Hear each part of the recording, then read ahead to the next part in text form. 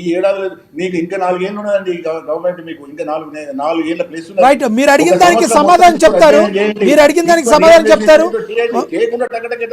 Yes yes, మనతో phone line లో అందుబాటులో ఉన్నారు కె సుజాత గారు, కాంగ్రెస్ పార్టీ అధికార ప్రతినిధి. ఆవిడ సమాధానం చెప్తారు, ఆవిడతో మాట్లాడదాం ఒకసారి. సుజాత గారు, గుడ్ ఈవినింగ్ అండి. గుడ్ ఈవినింగ్ అండి. వాళ్ళు ఎవరు ఏం మాట్లాడింది నాకేం తెలీదు. ఏ క్వశ్చన్ ఉన్నా మీరే అడగాలి నాకు, ఎందుకంటే నాకు ఫోన్ లో ఉన్నాను కాబట్టి.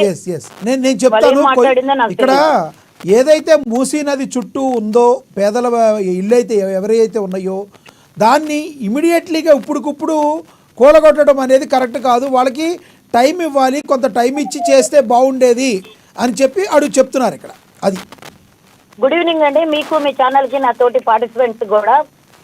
ఒక్క విషయం గమనించాలి, నిన్నే ఎంతో మంది మూసి ఒడ్డున నివాసం ఉంటున్న మురుకు వాసనలతో భరించలేనటువంటి పరిస్థితిలో వారికి మరి ఇందిరమ్మ ఇండ్లను కేటాయిస్తే అక్కడికి వెళ్ళినటువంటి ఎంతో మంది కూడా కృతజ్ఞతా భావంతో ధన్యవాదాలు తెలిపారు ముఖ్యమంత్రి గారికి. మరి అలాంటి ఈ రోజు ఉన్నటువంటి పరిస్థితిలో మూసి మూసుకొని పోతుంది, రోడ్లన్నీ జామ్ అయిపోతున్నాయి. 700 చెరువులన్నీ 700 పై చిలుకు చెరువులన్నీ కూడా ఈరోజు అక్రమానికి గురైపోయినాయి.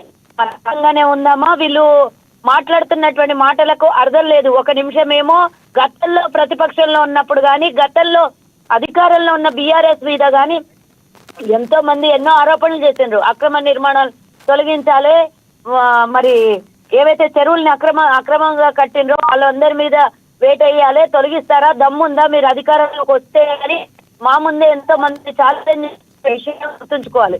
ఈ రోజు తొలగిస్తుంటే చాలా మంది 75% పీపుల్ చాలా హ్యాపీగా ఉన్నారు. అంటే ఇది నేను తొలగించాలి, ఎవరినో ఇబ్బంది పెట్టాలనే మాట్లాడలేదు.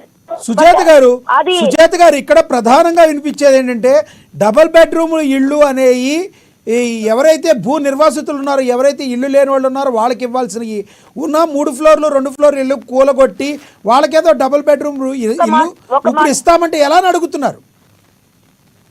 వాళ్ళకు కూడా డెఫినెట్ గా ఎవరైతే కాంట్రాక్టర్లు అక్రమంగా ఈ విధంగా పర్మిషన్లు ఇచ్చారో, కట్టేటప్పుడు చెరువులు కాలువలు అనేది తెలియకుండా ఎలా కన్స్ట్రక్షన్ చేసుకున్నారో ఫస్ట్ వాళ్ళకి తెలియాలి. సుజాత గారు బాగా ఇప్పుడు ఎడ్యుకేటెడ్ పీపుల్ ఉన్న వాళ్ళకే కొంతమందికి కొన్ని తెలుస్తాయి, కొన్ని తెలవు. ఇక్కడ అమ్మిన వాళ్ళది ప్రాబ్లము, ఇచ్చిన పర్మిషన్ ఇచ్చిన అధికారులది ప్రాబ్లము. మరి వాళ్ళెవరిది లేకుండా ఈ రోజున నష్టపోయేది మాత్రం ప్రజలే అవుతున్నారు కదా.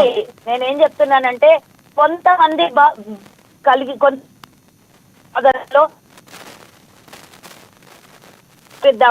10% బాధలో రేపు రాబోయే ముంపుని దాన్ని అదే విధంగా యాక్సెప్ట్ చేద్దామా, మీరే చెప్పండి. ఒకవేళ వీళ్ళకి టైము పర్మిషన్ పంచుకుంటారు.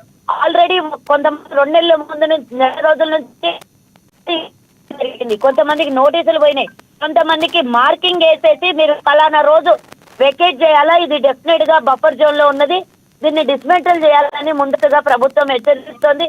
అధికారుల నోటీస్ జరిగింది.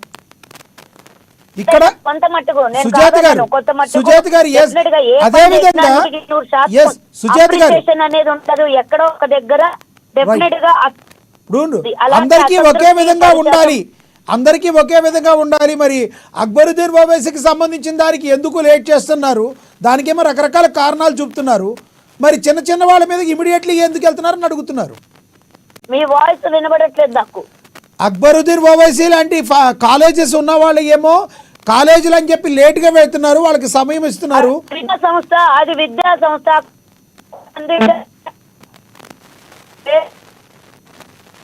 సంస్థ అయితే అక్రమంగా కట్టొచ్చా అండి?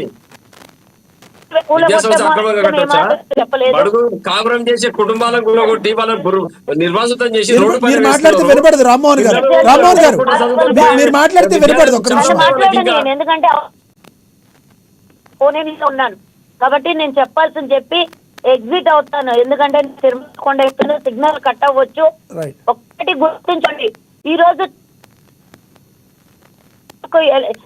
ఎక్కడ అని తెలిసినా కూడా రేపు రాబోయే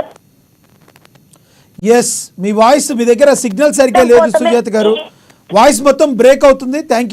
ధన్యవాదాలండి సుజాత గారు, మీ దగ్గర వాయిస్ సరిగ్గా లేదు. సిగ్నల్ సరిగ్గా లేదనుకుంటా. ఎస్, శివలాల్ గారితో మాట్లాడదాం, కాంగ్రెస్ నేత, ఆయనతో మాట్లాడదాం.